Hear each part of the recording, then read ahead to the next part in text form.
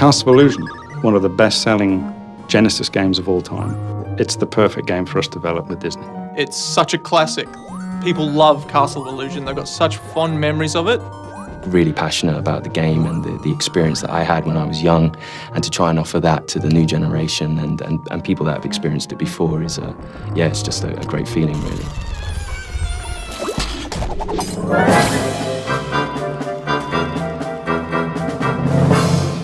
There is definitely something about Disney which I don't think any other brand has quite captured.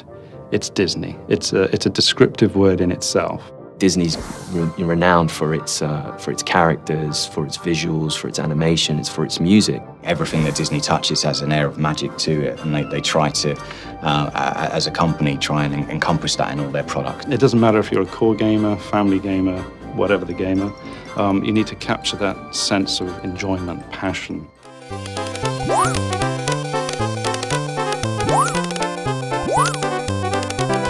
I was a child, I bought it. It was one of my favourite games. I played it to death. I grew up with my Mega Drive. I've played all the classic Disney games, and Castle of Illusion stands up as one of my all-time favourites. 20 years later, to be given the opportunity to work on that IP, to reimagine it and bring it forward with today's technology was just, you know, an amazing opportunity.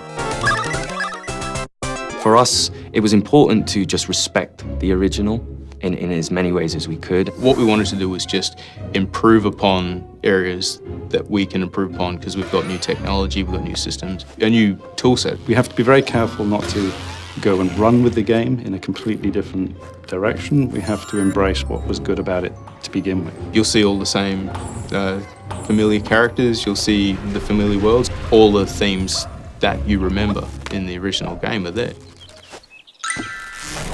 And we've kept to the original in such a way that Disney can recognize it immediately.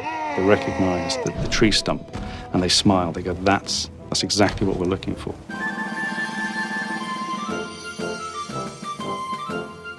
I think I employ 35 people that love Mickey.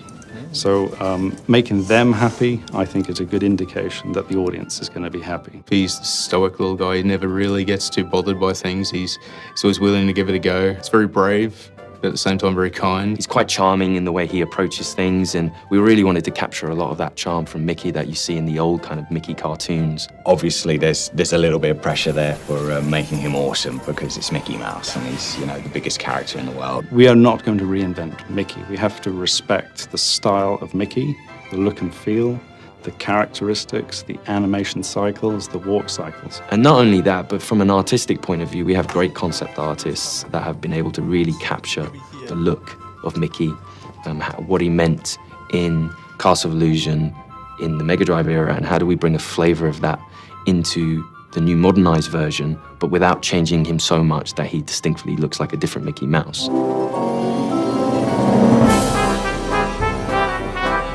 The world itself is it's enchanting, it's rich and full. I think one thing that I always sort of think about Disney is that at a word or a spell, something's going to come to life.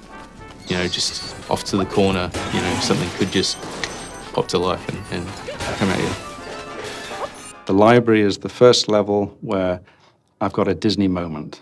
I'm jumping on the books. There's a puff of smoke, the dust. The books fall beneath my feet.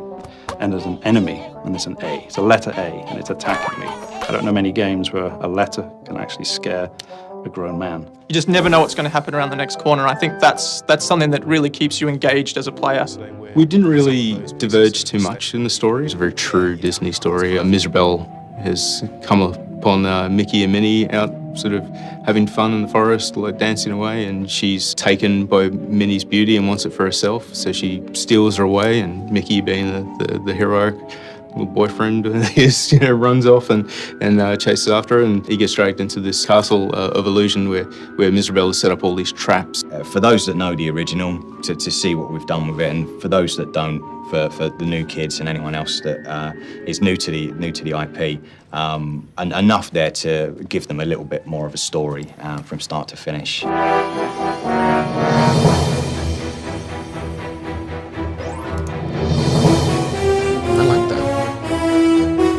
That's pretty cool. I think for almost 100 years now, Disney have been pioneering so many things with animation and audio, and the key for me was synchronizing them together. Audio and music is a massive part of Disney itself, and that's something we take very seriously. So for us, it was important that we again tried to pursue certain sounds that made sense to the environment that Mickey was in.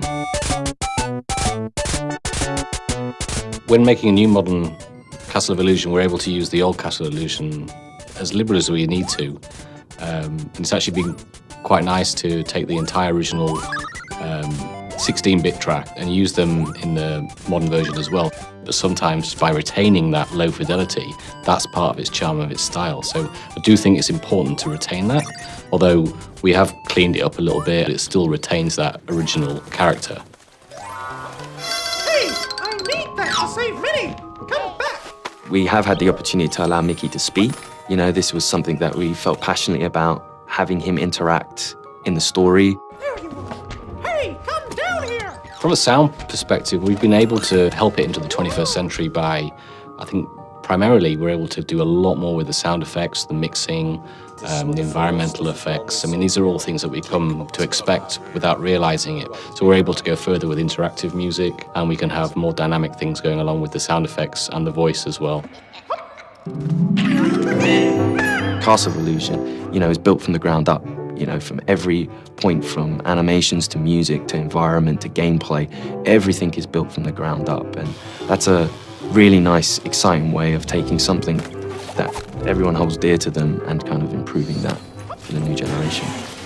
I think they'll love it. I mean, we love it.